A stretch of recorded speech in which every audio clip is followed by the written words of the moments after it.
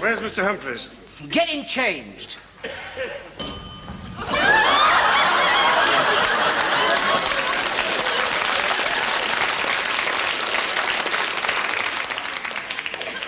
The face eludes me, but I recognize the walk. Oh, I'm glad you did that. I was running out of oxygen. What is the reason for this masquerade? Well, I just wanted to look like an average man in the street.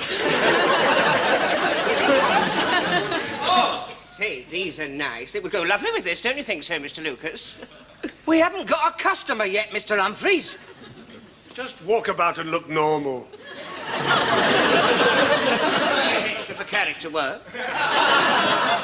And Mr. Humphreys, so far this experiment has not been a rip-roaring success. So I suggest you stick to one simple theme. And what would that be? Try, oh dear, I wish I could afford that. Can I help you, sir? Yeah, I'm looking for a cashmere sweater, please. Cashmere sweaters, Mr. Lucas? Exactly. Would that be pure cashmere, sir, or cashmere and wool? Pure cashmere, please. The customer's looking for a pure cashmere sweater. And what colour, sir? Beige. Beige. Ah, there we are, sir.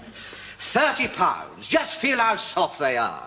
Excuse me, I couldn't help overhearing. How much did you say? Yeah, £30. Oh, say, aren't things a prize? Worth every penny, sir. And just the thing for this weather. I wish I could afford that. Yes, I'll take it. Oh. And how much are those silk squares? Oh, these are £10 each, sir. They're a pure silk, of course. I wish I could afford that. I'll take that as well. Oh, I see. Oh, and what are those hats? Ah, now these, sir, these are £16 each. Of course, they are pure velour. Oh, pure velour. Oh. I wish I could afford that. I'll take that as well. Oh, will there be anything further, sir? No, that'll do nicely. Oh, that is one cashmere sweater, one silk scarf, and one hat. That is £56, sir. And the same for my friend here.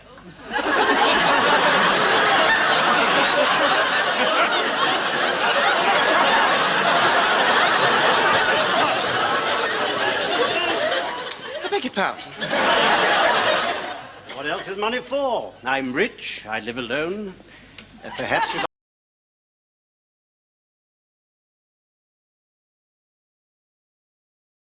Let's get into these Reddit snark comments about Jeffree shall WE. I saw it. It was awful. He was in a really low, weird mood from the get-go. I don't think he liked his look, which was odd. The eyebrow obsession is such a snooze fest. The lives in the past have been really fun and engaging, but yesterday's just felt dark and irritating. I love his products, but he would be a nightmare to work for. Oh, he definitely is, you already know that. I've been to all of the events at the Casper store, and you can see the way he's interacting with all of his employees and how stressed out they all are.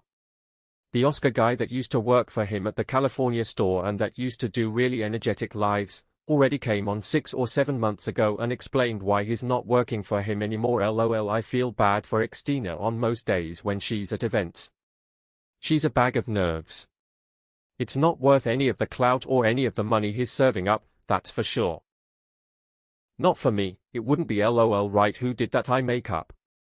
Then, I couldn't believe, right in the beginning, when his false lash was stuck to his eyebrows. That really didn't say much for the product.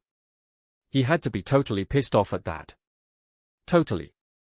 He's behaving as though this eyebrow pencil will change the beauty world forever. It looks cheap and nasty to me.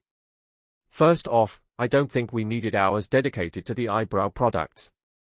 From swatches on their hands, to putting them on Jenny and getting god-awful Xtina on the one-half screen to put up still photos of what she did during the day.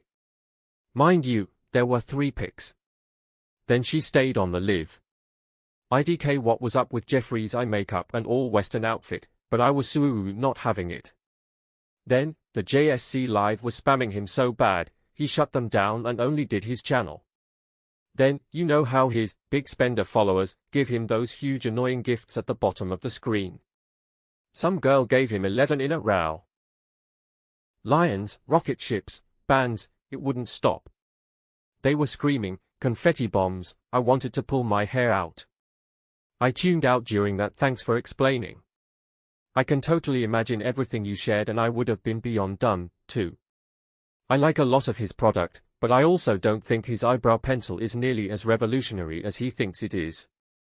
I have an NYX1, I think, that was a fraction of the cost, a similarly shaped pencil, and a slightly different plastic casing shape at the tip.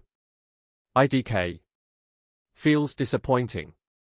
And I just feel bad for Xtina, but I definitely don't want to constantly see her and be reminded of that.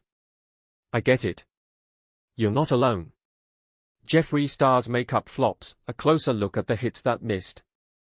Now let's go over the history of his launches. Jeffree Star rose to fame not only as a YouTuber and beauty influencer but also as the founder of Jeffree Star Cosmetics, a brand known for bold colors, eye-catching packaging, and a cult-like following. Despite early successes with products like the Velour liquid lipsticks and blood sugar palette, Jeffree Star has not been immune to the pressures and pitfalls of the beauty industry. Behind the glitz and millions of followers, several product missteps have blemished his brand's reputation. These makeup flops reveal that even a mogul with a loyal fanbase can stumble when quality, timing, or marketing fails to meet consumer expectations. 1. The Alien Palette, out of this world or just out of touch. The Alien Palette, released in late 2018, was one of Jeffree's more experimental ventures. While praised for its packaging and creativity, the color story left many consumers scratching their heads. The green and purple heavy palette, though unique, lacked everyday wearability for most buyers. The result? It became one of the least talked about and quickly forgotten palettes in his lineup. Eventually, the product was discontinued, and Jeffree admitted in later videos that it didn't perform as well as others. 2. Mascara disaster, FK proof, or just proof it was rushed, ***. In 2023, Jeffree Star finally released his long-awaited mascara called F***K Proof. Expectations were high, but the product failed to meet the hype. Many users complained that the formula was clumpy, the wand was awkward, and the waterproof claim didn't hold up. Given the years he spent teasing the product, fans expected a revolutionary formula. Instead, it flopped hard, with many returning it or ditching it in favor of more affordable drugstore options that performed better. 3. The Chromated Palette, tone-deaf timing. When Jeffree released the Chromated Palette in May 2020, the world was in the throes of the COVID-19 pandemic, with deaths soaring globally. Naming a makeup collection, chromated, during such a sensitive time struck many as wildly tone-deaf. Although the palette itself featured a unique grayscale theme, which some appreciated artistically, the marketing and branding were called out for insensitivity. The backlash overshadowed the product's quality and fueled further criticism of Jeffree's tendency to lean into controversy. 4. Velvet Trap Lipsticks, packaging over performance. The Velvet Trap lipsticks launched with sleek, bullet-shaped packaging and a retro appeal. However, many customers reported issues with pigmentation, dryness, and a formula that didn't live up to the original Velour line. Despite visually appealing tubes, the product lacked the smooth, creamy texture that fans had come to expect. Online reviews noted that the color payoff was inconsistent, and the shades didn't flatter a wide range of skin tones, further disappointing a diverse customer base. 5. Overproduction and saturation, quantity over quality. Another issue that has plagued Jeffree Star Cosmetics in recent years is overproduction and overhype. With nearly every new launch being touted as iconic, fans have experienced fatigue. Limited edition drops no longer felt special, and restocks became overwhelming. In particular, the frequent releases of similar-looking palettes, Bloodlust, Pink Religion, Star Wedding, made many question whether the brand was prioritizing revenue over innovation. Conclusion.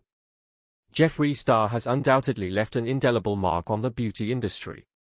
His brand, at its best, is known for its risk-taking creativity, strong pigments, and standout packaging. But even the most influential figures can falter. From poorly timed releases to questionable formulas and marketing missteps, Jeffree Star's makeup flops serve as a reminder that longevity in the cosmetics world demands more than just a bold persona. It requires consistency, quality control, and cultural awareness. Whether Jeffree can learn from these mistakes and reignite his brand's former glory remains to be seen, but one thing is clear. Makeup may wash off, but reputational stains are harder to remove. Guys, as always, leave your comments down below. You over it with Jeffree and his clown makeup?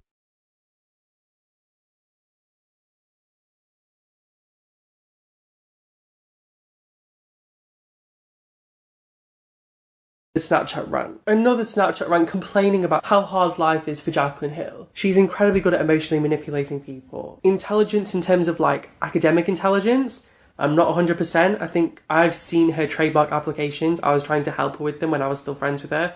She was filing this trademark application and it was such a mess. It was getting rejected, sent back, rejected, sent back, rejected, sent back. And I was like, Jaclyn, I filed mine first time and I didn't use an attorney. I just learnt the law myself. I can see what you're doing wrong. I would happily help you. I don't think she's that intelligent in that respect. And welcome back to my channel.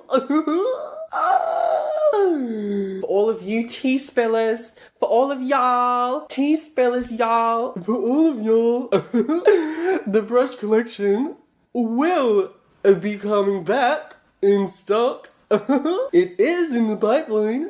Just be patient and it will be here soon. I'm sorry, that's just how his voice sounds in my head when I listen. That's how I recall it. Jaclyn obviously isn't doing anything. She'll do the palette and then she won't post the video and then she'll get drunk with someone and then she'll do a smoky eye tutorial. Here for the pedo, the girl on YouTube.